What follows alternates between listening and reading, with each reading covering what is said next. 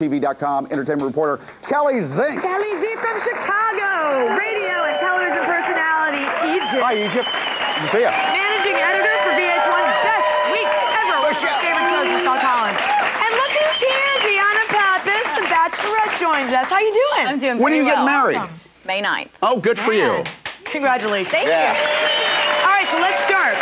Do you think, you've heard about this story with a little kid, do you think the school overreacted, Kelli Z? Good point. Who overreacted? That's crazy. You know, I know a young girl in Chicago who dressed up with 8 of her friends like a menorah. They won the costume contest. So why is that okay and Jesus isn't? I feel exactly the same. I mean, in a nutshell, is it really okay for my child to sit next to an axe murderer or Jason? Yeah. I mean, that's more disruptive than Jesus, I would think. What kind of message are we sending? He made a very convincing Jesus. He does. No joking around. That's a good joke. As a Jew, I was all for it. I really Well, DeAnna, I read that one of his parents is Jewish, one of his parents is Christian, so they're Catholic. They wanted to, he's very interested in studying it. So I can... Well, I mean, I love Halloween, don't get me wrong, but I'm also from the South, so I kind of felt like he was maybe making a little mockery of it, but it is Halloween and it's all in good faith. Oh, I do. So, I understand what I'm you a little mean. torn. I think that he has this freedom and he should be able to dress up as he wants and no one should have, done anything, but... I don't know. I don't know. How is he? Maybe the students were offended by it. I mean, seriously, when kids dress up for Halloween, they tend to dress up as things they like. Dora the Explorer, SpongeBob, M&M's. If he dresses up as Jesus Christ, I think that's a positive thing and you versus know what? a negative. I agree. He could have also taken the thorns off and gone as Moses or like a Vietnam vet or something else that involves like a beard and hair. Yeah. Take your thorns off. Oh, by the way, we'll work quickly. Now, P. Diddy went as the Pope. That's what he went. That was his costume. So what did you think of that, Edie? I was actually at Lucky Strikes Bowling, and we went over to Heidi Klum's party together. Named after... Not only did he dress as the Pope, he had 4 altar boys following behind him, blessing everyone in his path. Should he have been sent home for that? I'm not even going to make a comment. I'm a lady. I won't And say these anything. are the celebrities that are setting the example for the children. Yeah. Well, There were no children there, though, were there? Not too many children. Egypt was there acting But child. the children read the Us Weeklies and the People that's true. magazines. They log on the websites, they see the pictures. Yeah. So Many of them worship P. Diddy exactly more than the Why is actual it a Pope. bad thing? I don't get it. Why is it a bad thing for someone to dress up as a religious figure if we have people out here dressing up, again, as prostitutes and pimps? Yeah, but the Pope's there drinking, And some people think that we would be sacred. Okay, this is the last and the longest day, of the presidential campaign in American history. Let's check in on the candidates' astrological forecast.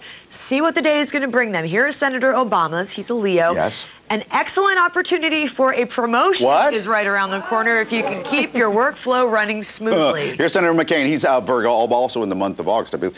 A bold, creative approach could earn you an opportunity if you play your cards right today. If you present a business idea with a bit of a theatrical flair, you'll have a captive audience. Interesting. Very interesting. did the people from SNL write those horoscopes? He had a theatrical flair over the weekend on Saturday Night Live. We'll get to that in just a second. But all 4 candidates were stumping hard over the weekend. Governor Palin took a few minutes on Saturday to take a call from French President Nicolas Sarkozy. Or so she thought. Oops. You know, I see you as a president one day, you too. Maybe in 8 years. Well, I must say something also, Governor. You've been pranked. Oh, boy. The call was by a couple of Canadian radio personalities. The question is, and they've done this before, and they actually did it, I understand, to Sarkozy himself, France president. Did these guys cross the line? Michelle? Here's what this proves to me.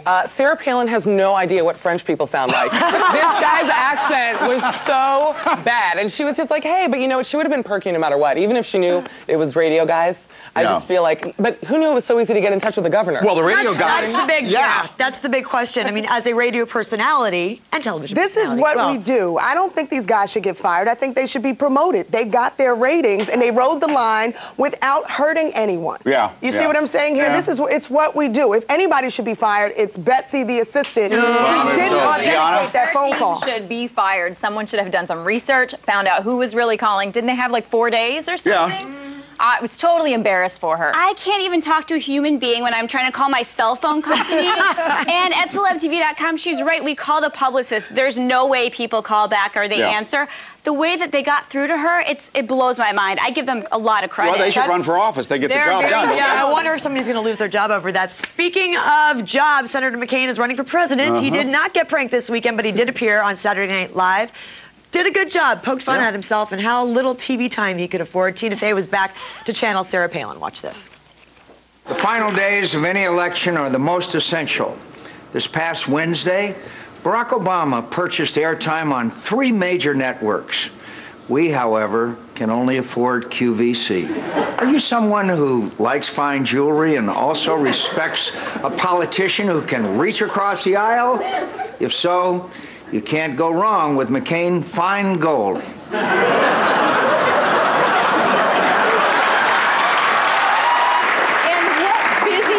Mom wouldn't want to freshen up her home with Sarah Palin's Airs fresheners. You plug these into the wall when something doesn't quite smell right. I give them a ton of credit for doing that, especially poking the fact that they didn't afford and they couldn't do the television time. What'd you guys think?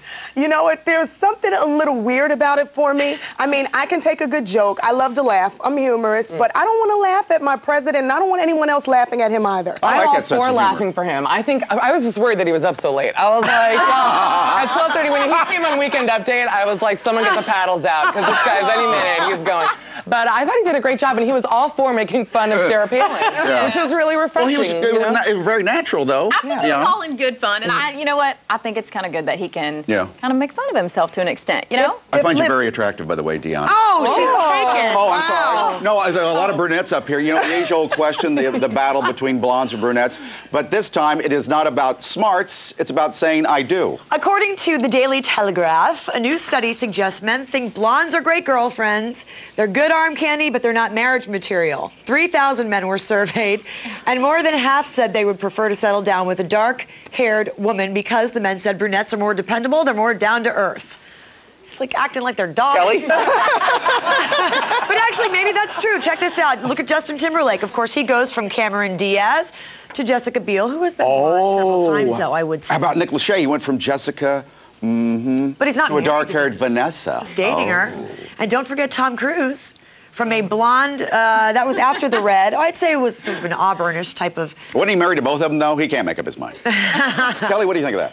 I think I've been both, and I'm still dabbling because I'm seeing what works better. But Juliet, I mean, you're engaged. Yeah. And you're a blonde. Well, I wasn't. Not originally. That's the thing. There are what, like 3 real natural blondes out there? Women all dye their hair. You're not going to all of a sudden become a good or bad wife. See, I go dark. I'm a natural blonde. I dye it brown. So that's interesting. No, I'm joking. I'm joking. But yeah, you just want to settle down. I'm still very much single, like in Juliet. Yeah, Michelle. I am not. I'm engaged myself. Oh, see, it's working.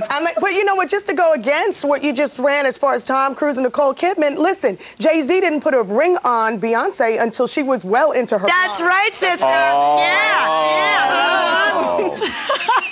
If we could figure out what color my hair is every day. Survey on that. Thank you all very much. Thanks, guys. Nice job. Nice job. Alrighty, up next this morning, another edition of today's topic is for the ladies in the house. We have